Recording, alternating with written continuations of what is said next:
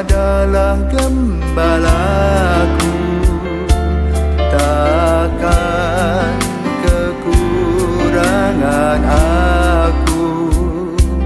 Ia membaringkan aku di padang berumput hijau.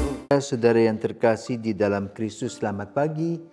Salam jumpa lagi dalam Sabda Siap Saji Senin 30 Oktober 2023, hari biasa pekan ke-30. Marilah kita berdoa dalam nama Bapa dan Putra dan Roh Kudus. Amin. Allah Bapa yang maha baik, Engkau mengajar kami untuk memanggil-Mu Bapa. Utuslah Roh-Mu menerangi kami dan jadikanlah kami putra-putri-Mu yang Kau bebaskan dari belenggu dosa. Dengan pengantaran Yesus Kristus Putra-Mu Tuhan kami yang bersama dengan Dikau dalam persatuan Roh Kudus hidup dan berkuasa Allah sepanjang segala masa. Tuhan bersamamu dan bersama Roh-Mu. Inilah Injil Yesus Kristus menurut Lukas. Dimuliakanlah Tuhan. Lukas bab 13 ayat 10 sampai dengan 17. Pada suatu hari Sabat, Yesus mengajar dalam salah satu rumah ibadat. Di situ ada seorang wanita yang telah 18 tahun dirasuki roh. Ia sakit sampai bungkuk punggungnya dan tidak berdiri lagi dengan tegak. Ketika Yesus melihat wanita itu, dipanggilnyalah dia, lalu Yesus berkata, "Hai ibu, penyakitmu telah sembuh." Kemudian wanita itu ditumpanginya tangan dan seketika itu juga ia berdiri tegak dan memuliakan Allah. Tetapi kepala rumah ibadat itu gusar karena Yesus menyembuhkan orang pada hari Sabat. Lalu ia berkata kepada orang banyak, "Ada 6 hari untuk bekerja.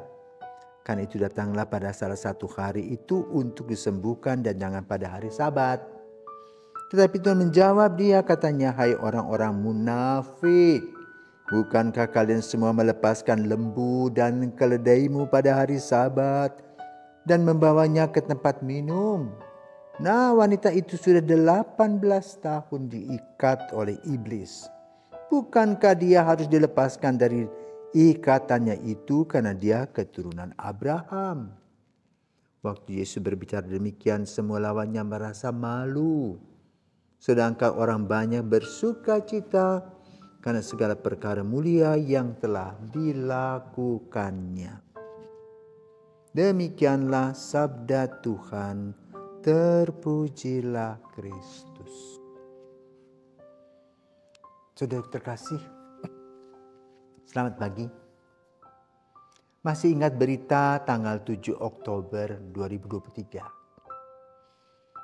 di mana kelompok Hamas terbang dengan para layang lalu menangkapi orang-orang yang sedang merayakan pesta musik, festival musik di dekat Gaza.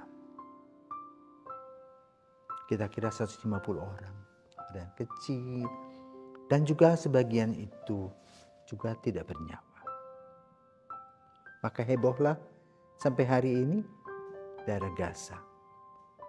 Dan itu terjadi pada hari Sabat. Jadi pada hari Sabat bagi orang Yahudi tidak ada kegiatan. Maka musuh bisa mencari kesempatan pada hari Sabat. Dan pada umumnya kejadian-kejadian besar perlawanan terhadap orang-orang Israel itu dilakukan pada hari Sabat. Nah, kembali kita melihat peristiwa Yesus pada hari ini. Di mana ada seorang yang kena osteoporosis. Bungkuk badannya 18 tahun menderita. Maka Yesus menyembuhkan pada hari Sabat. Kenapa pada hari Sabat Yesus melakukannya? Karena pada hari Sabat semua orang sibuk ke bait Allah atau ke kenisah. Sehingga orang-orang yang sakit tadi ya tinggal di sekitar itu. Bagi Yesus lebih gampang dan lebih simpel karena orang-orang sepi.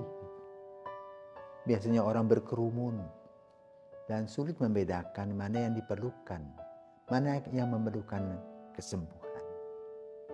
Karena Yesus melihat seorang ibu yang osteoporosis tadi suruh bongkok badannya 18 tahun dan sembuh. Apa yang terjadi dengan ibunya? Bagaimana perasaan ibu? Senang sekali. Justru pada hari Sabat dia mendapatkan berkat dari Yesus. Bukankah hal itu positif? Tetapi bagi hukum Taurat itu tidak boleh. Kan itu bertentangan dengan apa yang dibuat aturan oleh hukum Taurat itu.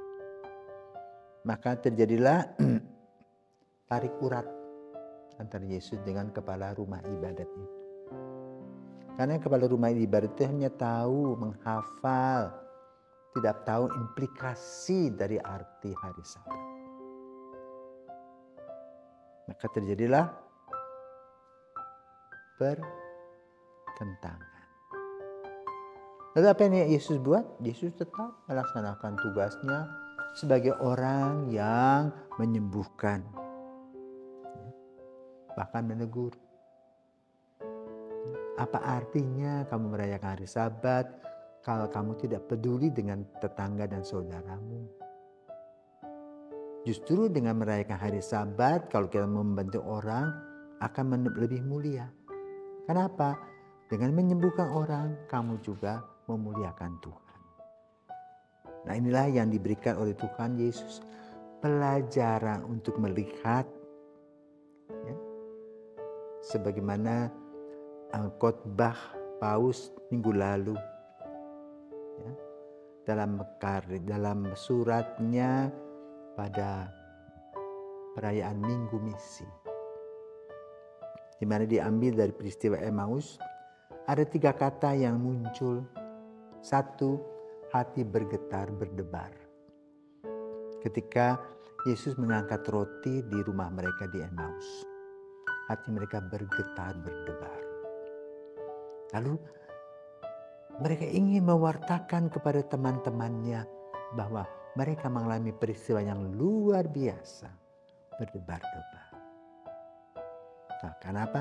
Mereka melihat dengan mata kepala sendiri sebagai saksi. Lalu mereka berjalan dengan kaki mereka untuk pergi mewartakan. Dan itu tugas kita, melihat orang yang mengalami kesulitan, hati bergetar berbelas kasih. Dengan mata yang kita bisa melihat, bagaimana kita bisa membantu mereka. Dengan kaki kita, maka kita meminta pertolongan agar orang ini bisa ditangani dengan baik. Itulah kasih. Itulah peranan hari Sabat. Di mana kita sambil berdoa, kita juga bekerja. Karena itulah dalam gereja Katolik ditanamkan hal-hal seperti itu. Ya, supaya kita bisa membuat peraturan, tata aturan itu menjadi lebih simpel dan lebih manusiawi. Terima kasih Yesus untuk Injil pada hari ini, di mana kami diajarkan untuk membuka diri dan membuka hati dan melihat dengan mata batin, mata jasmani untuk bisa membantu orang-orang lain. Dan itu adalah kebahagiaan dan kepuasan. Tuhan memberkati. Selamat pagi.